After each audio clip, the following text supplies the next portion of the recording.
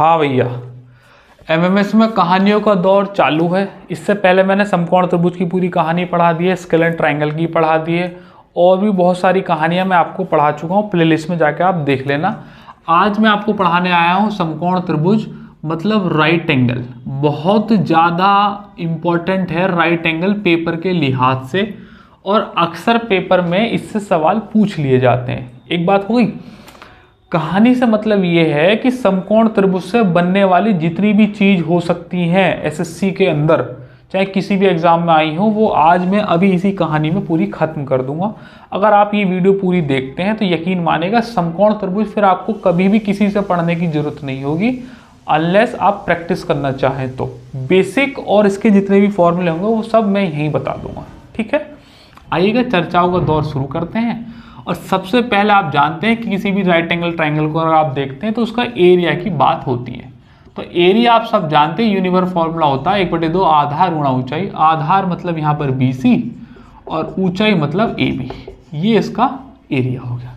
ठीक है, दूसरा नंबर, आप ये जानते हैं कि ये जो समकोण त्रिभुज है वो खास तरीके के एक साइड के स्क्वायर का ये रेशियो में फिक्स होता है, जिसे पाइथागोरस प्रमेय कहते हैं, और वह होती है AB का स्क्वायर प्लस BC का स्क्वायर बराबर AC का स्क्वायर। AB मतलब यहाँ पर परपेंडिकुलर है, BC मतलब बेस है, और AC मतलब कर्ण मतलब हाइपोटेन्यूस है। ठीक है, ये दो डेटा तो आप जानते ही होंगे। इसमें मैंने क्या नया बता दिया, कोई बात नहीं, आगे भी चर्चा देखो। तीसरा नंबर देख रहे हैं, ध्यान से देखिएगा।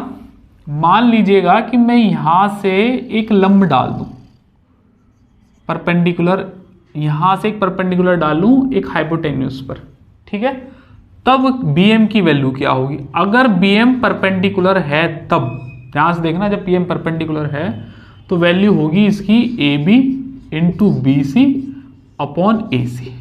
आंख बंद करके अभी इस सवाल भी मैं लूंगा, BM बराबर AB into BC upon AC। एक बात हो गई। अब इसी को मेंड कर रहा हूं चौथे नंबर पे। इसका एक एरिया दुनिया जानती है कि 1/2 आधार गुणा ऊंचाई होता है, लेकिन वो कई बार आपसे खेलने के लिए क्या करेगा, ना तो आधार देगा ना ऊंचाई देगा। एक तो कर्ण की वैल्यू दे देगा और दूसरा देगा ये BM को। तो मैं आपको बता रहा हूं, अगर थोड़ा सा इसको इमेजिनेशन करो और इसे उठा के ना ऐसे यहां से इसकी चोंच उठाओ और उठा के ऐसे पटक दो, ऐसे घुमा कर पटक दो, तो क्या ये ऐसा ना बन जाएगा ट्रायंगल? देखना जरा, ऐसे बन जाएगा ना। BM मतलब ऊपर कर दिया, A यहां आ जाएगा, C यहां कर दिया, और ये M हो गया। ऐसे ही तो बन गया। तो क्या अब इस केस में इसका जो एरिया है वो बेस मतलब AC और हाइट BM ना हो सकता? हो सकता है। तो एक और एरिया भी होता है इसका 1/2 AC और इंटू BM। ये इंपॉर्टेंट चीज है, मोस्ट इंपॉर्टेंट चीज है, क्योंकि बच्चा हर कोई इसे तो जानता है, इसे कम जानते हैं। 1/2 AC इंटू BM, ये भी ऐसे भी हो सकता है, ये दोनों दे ही ना हो तो आपका वैसे भी सवाल गलत हो जाएगा। और BM की वैल्यू निकलेगी AB इंटू BC, मतलब AB परपेंडिकुलर BC और फिर ये AM। इसे मैं हटा रहा हूं। ठीक है, ये एक एरिया पहले तरीके से और एक एरिया दूसरे तरीके से। अब पांचवा टाइप। ठीक है भैया जी, पांचवें में अगर BM, तो ये हो गया परपेंडिकुलर। मान लीजिएगा ये एक माध्यिका है, ऐसे जा रही है, ये BD है, BD माध्यिका है। अगर BD माध्यिका है तो इज हाफ ऑफ AC, मतलब कर्ण की आधी होगी। अगर BD माध्यिका है तो एक कर्ण की आधी होगी। दूसरा, उस केस में BD बराबर होता है AD बराबर होता है CD, और ये तब लंब केंद्र कहलाएगा। लंब केंद्र, या फिर यूं कहो ऑर्थो सेंटर। अब आपके दिमाग में आएगी कि ये क्या बवाल है, आइएगा इस बवाल को समझाते हैं। लंब केंद्र या ऑर्थो सेंटर का मतलब ये है कि जो इस राइट एंगल के चारों तरफ से इसके शीर्षों से मिलकर एक सर्किल जा रहा होगा, उसे बोलेंगे ऑर्थो सेंटर। ठीक है, और जिसकी त्रिज्या ये होगा इसका कर्ण का आधा, अगर ये ए है और ये बी है और ये सी है तो कण का आधा उसकी त्रिज्या होगी, तो इसका मतलब ये भी आर होगी, क्योंकि ऑर्थो सेंटर को या बाह्य वृत्त की त्रिज्या को कैपिटल आर से डिनोट करते हैं, और ये भी त्रिज्या होगी। इसकी खास बात ये होती है कि तीनों शीर्षों से होकर गुजरता है और तीनों में आर आर आर बराबर होगी, तो ये वाला केस हो जाएगा लंब केंद्र में। और हमेशा रट्टा मार कर रखो, कई बार सवाल पूछा गया है कि बाह्य वृत्त की त्रिज्या समकोण त्रिभुज में क्या होती है, तो वो हमेशा कर्ण की आधी होती है। ठीक है, क्यों होती है ये मैंने आपको बता दिया। आगे चलेंगे भैया जी, इसे मैं रफ कर देता हूँ, रफ कर दूँ ना।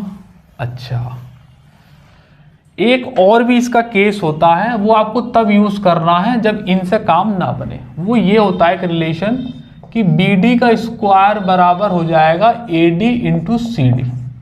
BD का स्क्वायर बराबर हो जाएगा AD इंटू CD। BD की वैल्यू AD और CD का रेशियो है। एक्चुअली में है कुछ नहीं, ये सिमिलरिटी से निकाले गए हैं। वो ऐसे लिखता है BD इंटू BD बराबर AD इंटू CD। तो BD को ये तो यहीं रहने दो, और ये जो BD के साथ है ना उस AD को ले आओ, और इस वाले CD को यहीं रहने दो, और ये BD। अब ये सिमिलरिटी से प्रूफ हो रखा है, जब मैं सिमिलरिटी पढ़ाऊंगा तब वहां पर इन चीज़ों को बहुत ज़्यादा डिटेल में बताएंगे। वरना आप HP की एक सीरीज चल रही है जिसमें मैंने अर्थमेटिक और एडवांस के सारे प्रूफ करा रखे हैं, उसमें जाके देख लेना, कहीं ना कहीं किसी नंबर पे ये HP आपको मिल जाएगी। ये एक बात है, इसको मैं रख रहा हूँ, चाहे तो आप इसको भी लिख लेना, या तो ये या फिर ये। मतलब BD इन वाली भुजा और AD और ये वाली CD और ये BD, इनके रेशियो बराबर रहते हैं, ये आप ध्यान में रखना बात। BD मतलब ये वाली रेखा और अपॉन AD ये वाली रेखा का रेशियो हमेशा बराबर होगा CD से, इससे और एक BD से। इससे याद रखें, सिमिलरिटी से है, जब बताएंगे बता देंगे। उसके बाद आएगा नंबर 7। ठीक है भैया जी, अब मैं आपको एक बात बता रहा हूँ, दो बहुत ज़्यादा इंपॉर्टेंट।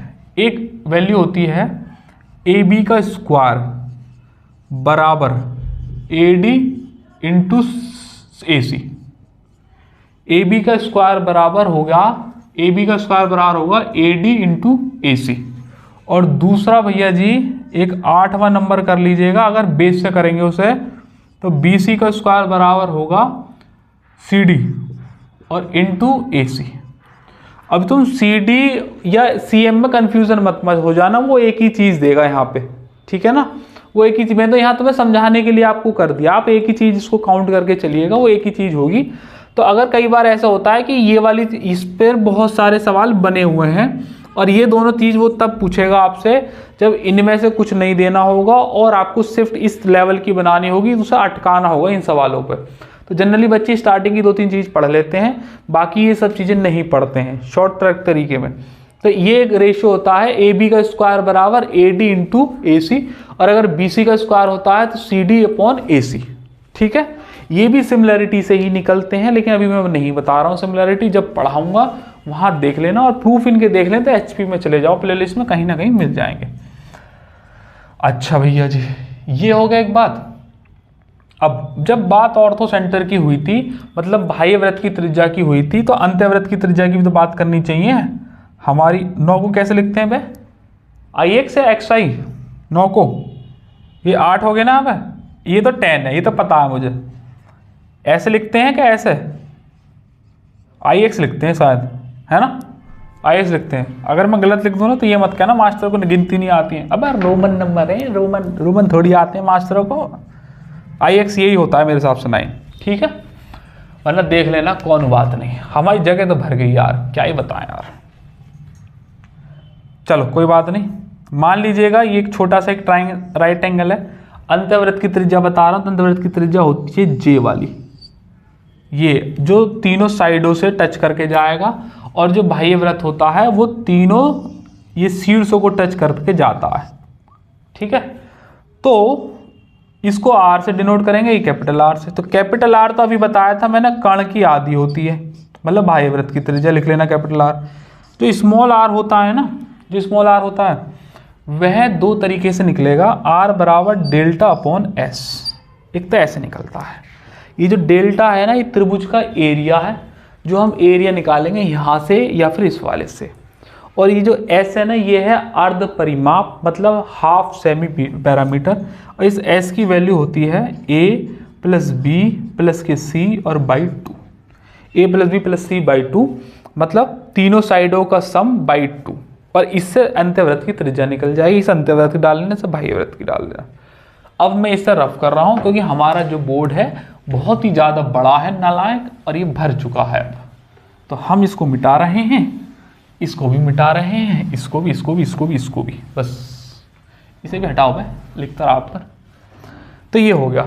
अब ये IX था ना, अब मैं आपसे ये कह रहा हूं, ये 10वां नंबर डाल लो यहाँ से। स्मॉल वृत्त की त्रिज्या एक और भी तरीके से निकलती है, अंत्यवृत्त की त्रिज्या डालो इसे, ये एक और भी तरीके से निकलती है और ये बहुत ज़्यादा यूजेबल है। इससे आपकी कैलकुलेशन कम हो जाएगी। वो ये होती है AB मतलब लंब मतलब परपेंडिकुलर, प्लस BC मतलब आधार मतलब बेस, माइनस का AC मतलब कर्ण मतलब हाइपोटेन्यूस, और बाई 2। इससे भी वैल्यू निकाली जा सकती है। अगर आप R बराबर डेल्टा अपॉन S नहीं लगाना चाहते हैं तो आप J वाला लगा लीजिएगा, इससे भी आ जाएगी। ठीक है। और अब 10वां नंबर हो गए, अब ये आएगा 11वां नंबर, और ये बहुत बहुत ज़्यादा इंपॉर्टेंट है भैया। अभी अभी मार्केट में आना शुरू हुआ है और आपने अगर अभी अपडेटेड नहीं हो तो आपने ये पढ़ा नहीं होगा, मैं गारंटी देता हूँ।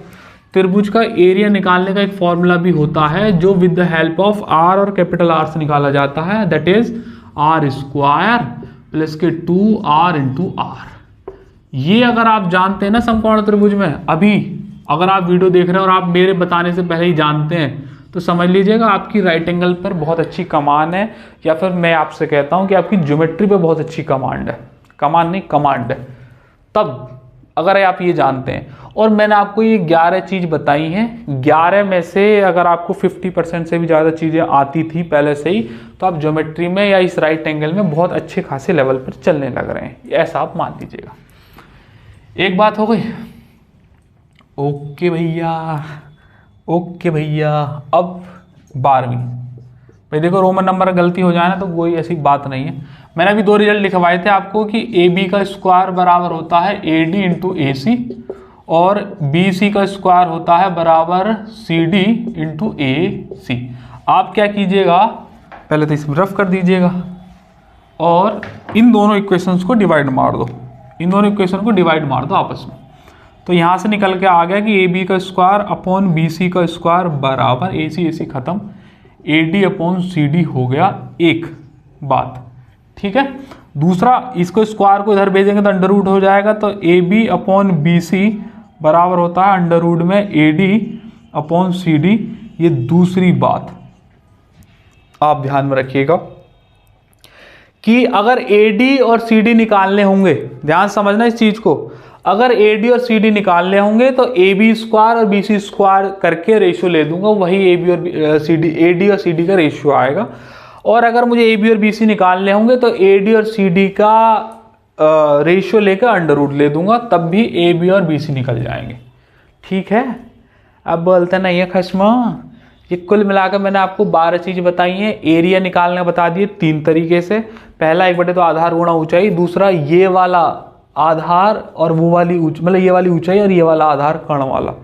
कर्ण का आधा ही बाह्यवृत्त की त्रिज्या होती है जिसे ऑर्थो सेंटर भी बोलते हैं। इन सेंटर मतलब अंत्यवृत्त की त्रिज्या जिसे बोलते हैं स्मॉल r, और ये निकलती है L प्लस बेस माइनस के हाइपोटेन्यूस माइनस H बटे 2, या फिर R बराबर डेल्टा अपॉन S से। ये बहुत ज़्यादा इंपॉर्टेंट है। R स्क्वायर बराबर 2R इंटू R, और ये दोनों मैंने 3 एक्स्ट्रा चीज़ बता दी आपको। कुल मिलाकर 12 चीज़ हो चुकी हैं, और जितनी भी आपको बताई हैं वो सारी की सारी आपको याद होनी चाहिए अगर समकोण त्रिभुज पर आपको कमांड करनी है तो। अब सवालों का दौर शुरू करते हैं। इसको मैं रफ कर रहा हूं, और सवाल देखो दूंगा मैं एक, और क्वेश्चन बनेंगे उसमें से 12। तो पहले मैं आपसे ले रहा हूं कि AB 6 है और ये 8 है। देखो समझाने के पर्पज से ले रहे हैं, अटकाने के पर्पज से नहीं है आपको, जिससे आपको समझ में आए। तो आपको सब चीज़ निकालनी है 12 की 12। पहली, इस बार में ना मैं वैसे इंग्लिश वाले नंबर लिखूंगा, गड़बड़ हो गई तो। पहला एरिया निकलेगा तो 1 बटे 2 आधार गुणा ऊंचाई 6 इंटू 8 6 48 का आधा 24 सेंटीमीटर स्क्वायर अपनी तरफ कर लेना। दूसरा रोमन ही लिख दिया तो रोमन सही। दूसरा क्या था, मैं तो भूल ही गया दूसरा कौन सा नंबर था, चलो जो भी कोई होगा। कर्ण यहाँ पे बताया 6, 8 और 10 होता है, ट्रिपलेट आपको याद होनी चाहिए, नहीं याद है ना तो पाइथागोरस प्रमेय लिखवाई थी मैंने, है ना। क्या लिखवाई थी, ए बी का स्क्वायर मतलब BC का स्क्वायर प्लस AC का स्क्वायर। ए बी का स्क्वायर मतलब 6 6 36, BC का स्क्वायर मतलब 64, 64 और 36 हो गए 100, और 100 बराबर होता है AC का स्क्वायर, तो AC बराबर 10 आ गया, ये दूसरी चीज निकल गई। आप बोलते नहीं है खसमा। अगर तीसरा केस है और हमें BM की वैल्यू निकालनी है जहां पर B एक परपेंडिकुलर है, P का मतलब परपेंडिकुलर है, तब इसकी वैल्यू क्या होगी, AB मतलब 6 इंटू BC मतलब 8 बाई 10 मतलब 10, तो 6 48 तो 4.8 हो गया। आप बोलते नहीं हो। चौथे में अगर BD माध्यिका है मतलब मीडियन है, तो ये आप जानते ही हैं इसकी आधी हो जाएगी AC की आधी, मतलब 10/2 मतलब हो जाएगा 5, और उस केस में BD बराबर हो जाएगा AD के, बराबर हो जाएगा CD के, बराबर 5 बराबर कैपिटल R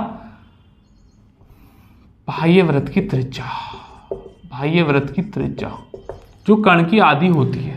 एक बात हो गई। पांचवा, ठीक है, वही हो गया कैपिटल R कण का आधा, वो एक ही बात है उसमें लिख दिया मैंने, तो 10/2 मतलब हो गया 5 सेंटीमीटर, अपने आप जोड़ लेना 6। अब स्मॉल r की बात आएगी। देखो दो तरीके से बताया था, r बराबर डेल्टा अपॉन s से, उससे आप निकाल लेना। चलो मैं ही निकाल देता हूँ। क्या निकाल, डेल्टा मतलब कितना, त्रिभुज का ये त्रिभुज का ये क्या नाम है इसका, क्या है, एरिया।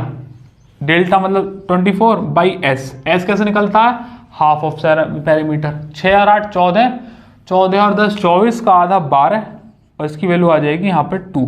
अगर आप ऐसे नहीं करना चाहते तो मैंने दूसरा भी तरीका बता रखा है आपको। क्या होता है, परपेंडिकुलर मतलब 6 प्लस बेस माइनस का 10/2, 6 8 14 माइनस 10, 4 का आधा 2, तो 2 देखो दोनों से आ गया।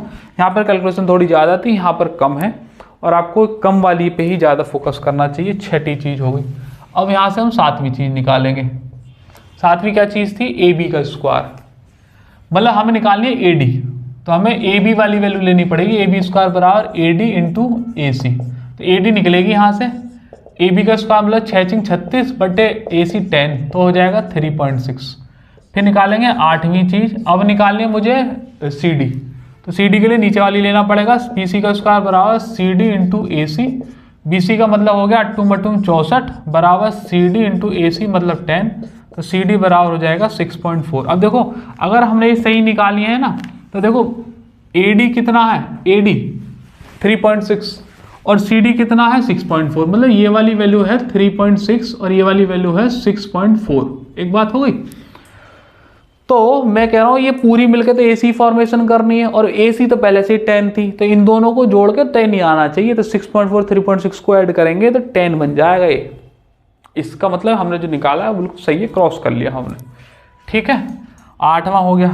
नौवां फिर कंफ्यूज हो गया यार, IX था क्या XI है, IX है शायद, XI था क्या, चलो कोई बात नहीं, बालक तो अपने ही है, IX ही मान लो। वैसे IX है जहाँ तक मुझे पता है। अब आप बोल दो खसमो IX है क्या XI, बोलो वहाँ से बैठे बैठे बोल रहे हो IX है ना, हाँ देखो सही बोला है भैया ने। तो IX, अभी सो 9वें नंबर पे क्या लिया था मैंने, हाँ ये वाला एक एरिया रह गया, ये वाला एरिया दूसरे तरीके से भी तो निकाला था, एरिया दूसरे तरीके से भी तो निकाला था। क्या था कि 1/2 कर्ण, कर्ण मतलब 10 और इंटू BD मतलब जो परपेंडिकुलर था, और परपेंडिकुलर की वैल्यू हमारे निकाली थी ये 4.8। तो भैया जी पॉइंट हटा के यहाँ 0 खत्म, 2 से गया 48 24 बार, तो देखो एरिया 24 ही आ गया, और यहाँ पे भी 24 ही आया था, ठीक है। दूसरा 10 लेंगे यहाँ पर। एक एरिया मैंने आपको निकालना बताया था, एरिया नंबर 3 R² प्लस के 2R इंटू R, और कहा था ये अगर नहीं जानते तो आप बड़े एडवांस मोड में है। CHSL में सवाल था इस साल के में, मतलब इस साल का तो होगा वो अगस्त में, इससे पहले वाले। R² मतलब 2 का स्क्वायर 4, 2 इंटू 2 और R कितना है 5, 5 दूनी 10 दूनी 20, 4 24 सेंटीमीटर स्क्वायर, 24 24 और 24। एरिया तीनों से सेम आएगा, लेकिन बात यह है इससे तो हर कोई निकाल लेगा, इस वाले तरीके से 50% बच्चे निकाल पाएंगे और इस वाले तरीके से सिर्फ 5% बच्चे निकाल पाएंगे। अगर उसे पेपर का जो वैल्यू है आसान रखनी होगी या लेवल कम रखना होगा तो पहले वाले तरीके से देगा, और वैल्यू और या फिर लेवल टफ करना है तो आपको इस तीसरे वाले तरीके से दे देगा। वहाँ अटक जाएंगे बच्चे, बट ऐसा कुछ नहीं है कि वो नया कुछ फेंक रहा है, बस आपको पढ़ना होना चाहिए। 8वां हो गया, 9वां, 10 निकाल दिए थे ना, 2 और रह गए शायद, अभी 10 निकाल दिए थे, 2 और रह गए। इसे मैं रफ कर रहा हूँ, उम्मीद है आपने लिख लिया होगा, नहीं तो स्क्रीनशॉट या फिर सॉल्व तो कर ही लिया होगा। 10 हो गए। अब उन दोनों का रेशियो निकालना बताया था, वो रेशियो तो है ही, आ ही रहा, देखो ये रहा 6 है और ये रहा 8 है, तो इसका स्क्वायर ही तो आता था 6 6 36 और 8 2 64 पॉइंट से पॉइंट काट दो, ये निकल ही गया, रेशियो दिखाई दे रहा है। तो 12 की 12 चीज़ मैंने आपको निकाल के बता दी। इसके बाद 6 8 10 की जगह आप 13 12 15 ले लीजिएगा, या और कोई ट्रिपलेट ले लीजिएगा। ट्रिपलेट के अलावा जो मर्जी है 3 4 5 वो ले लीजिएगा, 2 3 4 ले लीजिएगा, कुछ भी ले लीजिएगा और आपको सारी वैल्यू निकाल के आप चेक कर सकते हैं। देखो मैंने सवाल वैल्यू 1 ली और मैंने 12 क्वेश्चन करा दिए, अब मैं वैल्यू चेंज करूँगा तो 12 और हो जाएंगे। इस तरीके से हम क्लास में जब ज्योमेट्री पढ़ाते हैं तो 1000 से भी ऊपर सवाल हो जाते हैं। उसके बाद फिर कभी बच्चे को ज्योमेट्री दोबारा किसी और टीचर से पढ़ने की जरूरत नहीं पड़ती, उसे पड़ती है जरूरत तो सिर्फ और सिर्फ रिवीजन की। इस तरीके से पढ़ाते हैं, ठीक है भैया जी। तो समकोण त्रिभुज पर इतनी जानकारी मुझे आपको देनी थी, मैंने आपको दे दी, चीज़ें सारी बता दी। ये 12 की 12 चीज़ें आपको टिप्स पर होनी चाहिए अगर समकोण त्रिभुज आपको अच्छे से करना है। ऐसी जो पिछली कहानियां हैं या आगे कोई कहानी आएगी तो उसे भी आप इसी तरीके से करना, और मैं ऐसे ही कराऊंगा कि एक कोई भी टॉपिक लूँगा वो सारा फिनिश कर देंगे उस कहानी के अंदर। अगर आपको प्रूफ देखने तो HP पे जाओ, और अगर आपको ट्रिक चाहिए तो MMS ट्रिक प्लेलिस्ट है उस पर जाओ, ठीक है ना भैया जी। चलिएगा, आज के लिए इतना ही रखते हैं, फिर कल मुलाकात होगी फिर किसी और वीडियो के साथ। जब तक के लिए जय हिंद।